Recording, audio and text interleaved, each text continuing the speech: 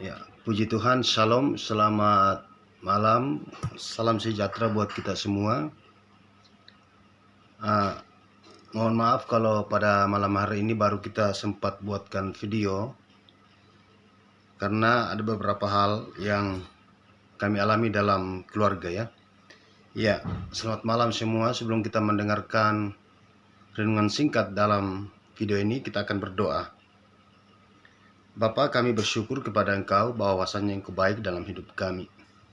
Sekalipun lewat video ini, dan kami percaya firman-Mu akan selalu hidup dalam setiap orang yang mendengar dan taat melakukannya. Terima kasih Tuhan, kami akan mendengarkan kebenaran firman-Mu, dan bukalah kalimat-kalimat firman-Mu sesuai dengan kebutuhan kami masing-masing, karena kami tahu firman-Mu itu adalah pedoman, pelita dalam setiap kehidupan kami. Terima kasih Bapa, kami bersyukur dalam nama Tuhan Yesus. Haleluya, amin. Ya, seperti yang sudah dibagikan di video sebelumnya, kita akan kembali membahas sedikit di dalam Kejadian ya. Kejadian 3 ayat 1 sampai 9. Baik, saya akan bacakan firman Tuhan. Lembaga Alkitab memberi judul perikop manusia jatuh ke dalam dosa. Bunyi firman Tuhan, adapun ular ialah yang paling cerdik dari segala binatang di darat yang dijadikan oleh Tuhan Allah. Ular itu berkata kepada perempuan itu, tentulah Allah berfirman, semua pohon dalam taman ini jangan kamu makan buahnya, bukan? Lalu sahut perempuan itu kepada ular itu, buah pohon-pohon dalam taman ini boleh kami makan, tetapi tentang buah pohon yang ada di tengah-tengah taman, Allah berfirman, janganlah kamu makan atau raba buah itu, nanti kamu mati. Tetapi ular itu berkata kepada perempuan itu, sekali-kali kamu tidak akan mati. Tetapi Allah mengetahui bahwa pada waktu kamu memakan, matamu akan terbuka dan kamu akan menjadi seperti sama Allah, tahu tentang yang baik dan yang jahat. Perempuan itu melihat bahwa buah pohon itu baik untuk dimakan dan sedap kelihatannya. Lagi pula pohon itu menarik hati karena memberi pengertian, lalu ia mengambil dari buah dan dimakannya dan diberikannya juga kepada suaminya yang bersama-sama dengan dia, dan suaminya pun memakannya. Maka terbukalah mata mereka berdua dan mereka tahu bahwa mereka telanjang. Lalu mereka menyemat daun pohon ara dan membuat cawat. Ketika mereka mendengar bunyi langkah Tuhan Allah yang berjalan-jalan dalam taman itu, pada waktu hari sejuk, bersembunyilah manusia itu dan istrinya terhadap Tuhan Allah di antara pohon-pohon dalam taman. Tetapi Tuhan Allah memanggil manusia itu dan berkata, di manakah engkau? Ya, puji Tuhan, Bapak Ibu Saudara sekalian bisa melanjutkan membaca ya ayatnya. Tapi sedikit karena waktu kita singkat, sudah berjalan 3 menit. Di sini kita membahas bahwa kejatuhan manusia itu bukan karena melanggar firman Allah. Ya, tentu bahwa dia juga telah melanggar firman Allah. Tentu bahwa dia tidak taat lagi akan Allah, bahkan dia lebih taat kepada iblis. Tetapi perlu kita pahami di sini bahwa ketika iblis menggodai manusia itu belum jatuh dalam dosa. Ketika iblis menawarkan sesuatu hal yang menarik, barulah manusia itu jatuh ke dalam dosa. Coba kita baca baik-baik di dalam ayatnya yang ketiga, yang mengatakan, kita baca ayat yang kedua mulai ya. Ini sahut perempuan itu kepada iblis atau ular, katanya seperti ini. Lalu sahut perempuan itu kepada ular itu, buah pohon dalam taman ini boleh kami makan, tetapi tentang pohon yang ada di tengah-tengah taman, Allah berfirman, jangan kamu makan atau raba buah itu, nanti kamu mati. Saudara kekasih dalam Tuhan, manusia ini tahu bahwa perintah atau ketetapan Allah tidak boleh dilanggar. Karena kenapa? Di saat kita melanggar ketetapan Allah atau tidak melakukan kehendak Allah, maka sanksinya itu sangat dahsyat ya. Dikatakan di sini mati. Mati di sini bukan berarti bahwa manusia telah hilang di muka bumi. Namun yang dikatakan mati di sini adalah tidak lagi hidup dalam ketaatan. Jadi Bapak Ibu tahu bahwa ketika orang sudah tidak taat akan Tuhan, berarti manusia itu sekalipun dia hidup, dia sudah mati sebenarnya. Imannya telah jauh daripada Tuhan, atau imannya sudah mati di hadapan Tuhan. Kenapa? Karena dia sudah tidak mempercayai Tuhan dan lebih memilih untuk mempercayai si iblis. Saudara kekasih dalam Tuhan, walaupun itu, jawaban perempuan ini belum tergolong memberontak atau jatuh dalam dosa. Nah, kenapa? Karena perempuan ini masih mengetahui bahwa ada ketetapan-ketetapan Allah yang harus ditaati. Tetapi kalau kita baca ayat yang keempat yang mengatakan seperti ini. Tetapi ular itu berkata kepada perempuan itu, sekali-kali kamu tidak akan mati. Tetapi Allah mengetahui bahwa pada waktu kamu memakannya, matamu akan terbuka dan kamu akan menjadi sama seperti Allah. Saudara kekasih dalam Tuhan Yesus Kristus, boleh saya menyimpulkan bahwa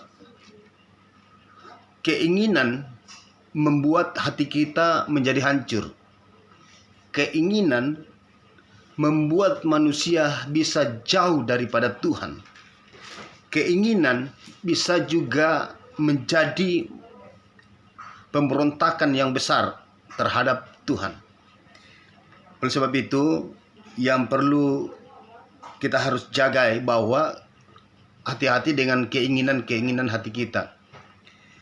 Saudara kekasih dalam Tuhan, kejadian ini menegur kita semua bahwa waspada dengan keinginan hati yang melampaui dengan apa yang sebenarnya. Tahu kejadian si iblis? Iblis dilemparkan ke muka hadapan Allah atau di tahta kemuliaan Allah. Kenapa? Karena iblis itu mau menyamai. Jika kalau saudara bisa baca di dalam Yesaya 14 kalau tidak salah ayatnya, saudara bisa cari sana, baca. Di situ dikatakan bahwa dia ingin sama dengan Allah, bahkan ingin lebih tinggi daripada Allah. Nah, saudara kekasih dalam Tuhan Yesus Kristus, godaan iblis ini, keinginan iblis ini yang iblis tidak bisa raih. Bahkan Allah berkata, firman Tuhan berkata di dalam Yesaya, maka dia dilemparkan. Nah, ketika iblis mengetahui bahwa manusia diciptakan khusus dengan Allah, sama dengan Allah, maka iblis mau memakai manusia. Nah, incaran yang luar biasa sekali. Ini iblis sangat lihai. Kenapa saya katakan bahwa incarannya tidak salah-salah. Incarannya itu kepada manusia. Manusia yang benar-benar Allah ciptakan khusus, sama dan segambar dengan Allah. Saudara kekasih dalam Tuhan Yesus Kristus, keinginan perempuan ini ketika iblis menyampaikan kepada perempuan ini, dan perempuan ini tertarik dengan godaan atau penyampaian si iblis, bahwa iblis berkata seperti ini, sama sekali kamu tidak akan mati. Tetapi Allah mengetahui bahwa pada waktu kamu memakan, matamu akan terbuka, kamu akan menjadi sama seperti Allah. Nah, ketika iblis berkata kamu sama seperti Allah, maka perempuan ini dikatakan berkata seperti ini. Dia memandang, dia melihat, dan dia mengetahui bahwa ini sangat baik. Nah, saudara kekasih dalam Tuhan Yesus Kristus, ya sayang sekali ya, waktunya tinggal beberapa menit lagi. Perempuan ini sangat tertarik dengan keindahan atau keinginan.